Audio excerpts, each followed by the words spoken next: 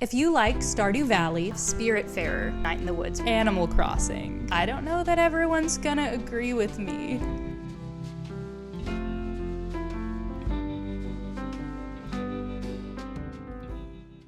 Hi everyone, and welcome to the Cozy Chaotic.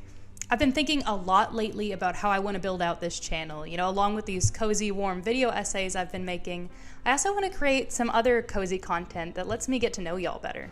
My favorite type of content right now is hobby videos, especially those made by Cozy K and other cozy gamers. I'm also big into Booktube or bookish content. I actually work as a writer. I read quite a bit, so I thought this would be the perfect way to combine basically these two things I love. So I'm going to be giving you all a reading recommendation list based off of the cozy games that you love and enjoy. A little disclaimer before I get into this. So the term cozy is subjective, right? It's subjective in cozy games, and it's also going to be subjective here.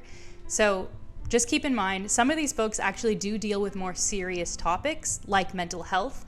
So if that's something that you think could be upsetting or triggering to you, I recommend looking up any content warnings before proceeding. Also, book recs are not an exact science. I haven't read every book or played every game. So some of these suggestions might not actually be the best ones. So if you have a better suggestion, please let us know in the comments.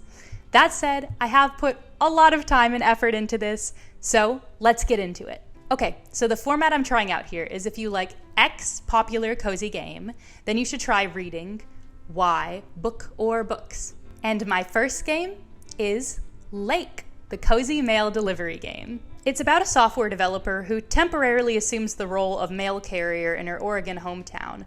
You explore while also getting to know the townspeople in your community. It's nostalgic and atmospheric, and I'm honestly amazed by how well it goes with the book that I'm recommending here. I think I did a pretty good job with this one, so let me know.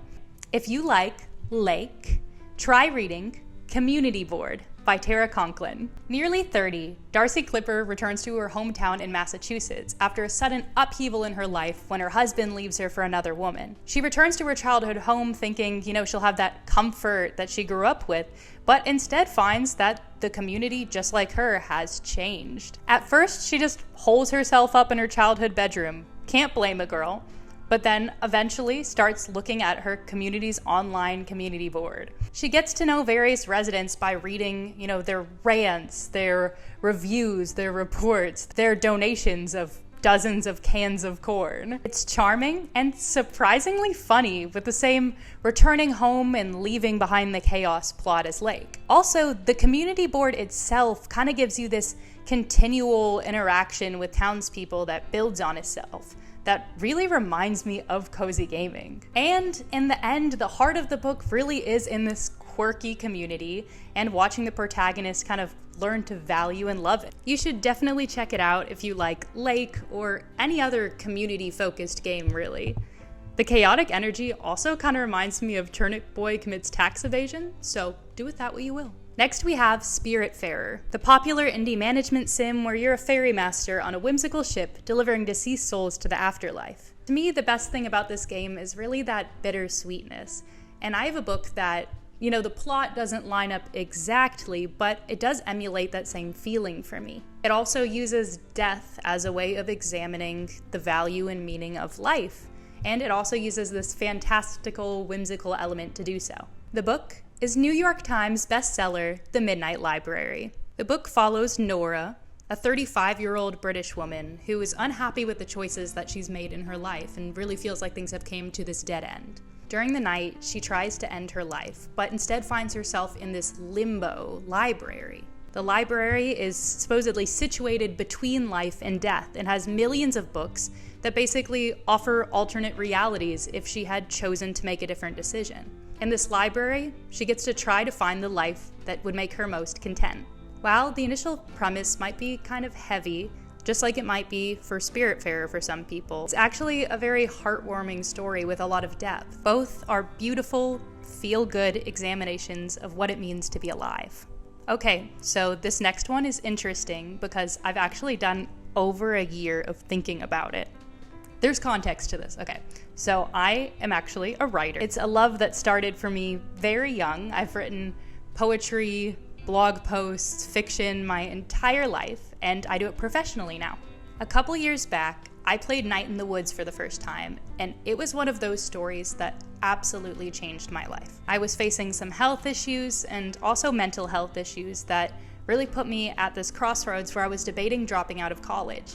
Ironically, right before I was about to make that decision, COVID hit, and I came home. I moved home into my childhood bedroom, and no one knew that it was for any reason other than, the global pandemic that was going on. Except I knew.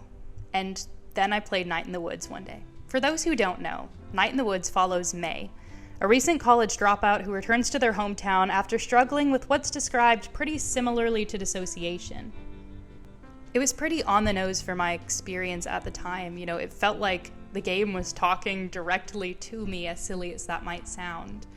And it touches on these nuanced topics of loss, unexpected mourning, burnout, and nostalgia in young adulthood, while also talking about the feeling of returning home, and realizing that everything around you is still going to change, even if you stop. It was a moment of feeling so seen for me. So, being a writer, being that as my outlet of artistic expression, I started writing a novel about those themes. I don't know if that story will ever see the light of day. I've worked on it a lot, am still working on it. That's like a whole different story.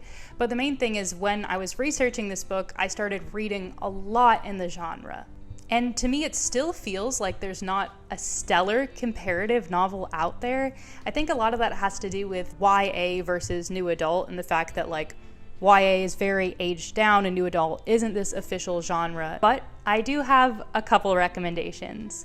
The first of which being Turtles All the Way Down by John Green. It's probably the most similar in story, but it is aged down for YA. Asa Holmes is a 16-year-old high school student who lives in Indianapolis and is struggling with OCD.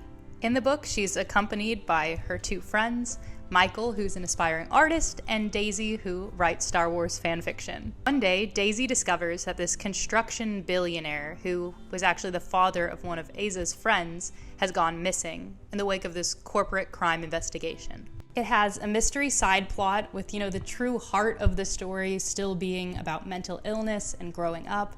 It also features a tight-knit group of friends in the same way that Night in the Woods does. I know a lot of people don't love John Green books. Honestly, I am not one of them.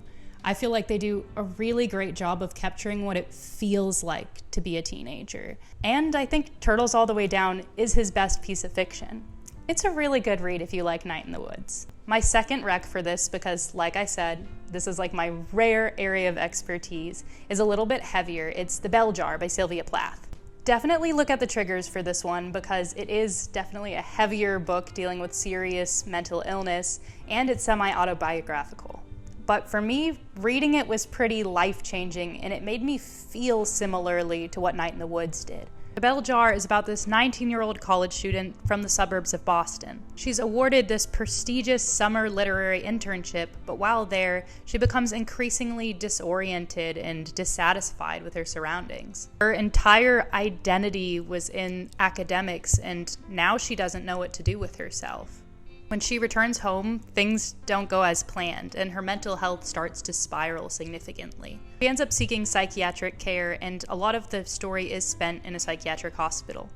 Admittedly, not very cozy, but I would argue that Night in the Woods is also pretty serious and heavy, and it still makes its way onto all the cozy gaming lists, so you know what? I think it counts. I am kind of an angsty reader. Okay, this next one is tricky, and I don't know that everyone's gonna agree with me. Animal Crossing. I tried, but I cannot think of a book that's a super great parallel. Instantly, my brain went to the Warrior Cat series, or some things by Kate DiCamillo, things with animal communities that also have a lot of lore. Animal Crossing, I guess, does technically have a plot, but I think if you matched up for the plot and not the vibe, you would entirely miss the mark.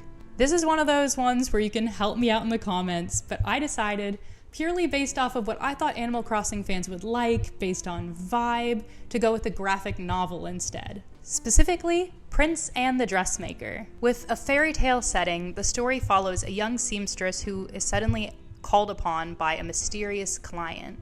Though the client originally obscures their face, it's later revealed that this is the prince himself. The prince's family, the king and queen, are looking to set him up with the princess, but this is causing him pretty great unhappiness. The two work together to create elaborate gowns and really make a mark on society. Nobody except for the seamstress knows the truth about him. What will they do? The story itself doesn't have very much to do with capitalistic raccoons, but for me, it's something about the art style, the familiarity of the story, with kind of this fresh twist, reminded me of playing Animal Crossing's New Horizons for the first time as somebody that played Animal Crossing growing up. It's queer, utilizes beautiful colors. Maybe it's a stretch, but I think Animal Crossing fans would like it. And we end with the ultimate popular, difficult, cozy game to match here, Stardew Valley. Same problem as Animal Crossing, but I actually think my answer is a little bit more direct here. If you like Stardew Valley, you would like Tomorrow and Tomorrow and Tomorrow by Gabrielle Zevin. Why? Well, from my perspective, there's many reasons people are a fan of Stardew Valley, but I think the core of that is in how it was developed. The creator developed it himself, and it's a pretty true indie game that draws inspiration from classic farming sims. To me, it feels like a game that was created by somebody that had this deep appreciation for cozy games before we even had a word for it. He was interested in what makes a great game, and he took a risk. And that is the story of Tomorrow and Tomorrow and Tomorrow. The novel follows three friends, two developers, Sadie and Sam, and their producer Marks, over the course of their video game development careers. They begin as an indie team working out of a dorm room and eventually grow to having their own major company. It deals with identity, loss, achievement, disability. One of the games they create that's actually a major plot point is a community game. Apparently was actually based on Stardew Valley, if I'm understanding correctly. If you're a cozy gamer who hasn't read Tomorrow and Tomorrow and Tomorrow, you have something in common with the people that haven't played Stardew Valley. You are missing out. That's my full list. I know this is a shorter video today, but I really just wanted to try something new, so let me know if y'all like it. And check out my other content if you have the time. I typically do kind of in-depth video essays like the rise of the cozy gamer girl or looking at why neurodivergent people tend to love children's cartoons. I am a very small channel, so I appreciate any support, like, comment, subscribe, and I'll see y'all soon.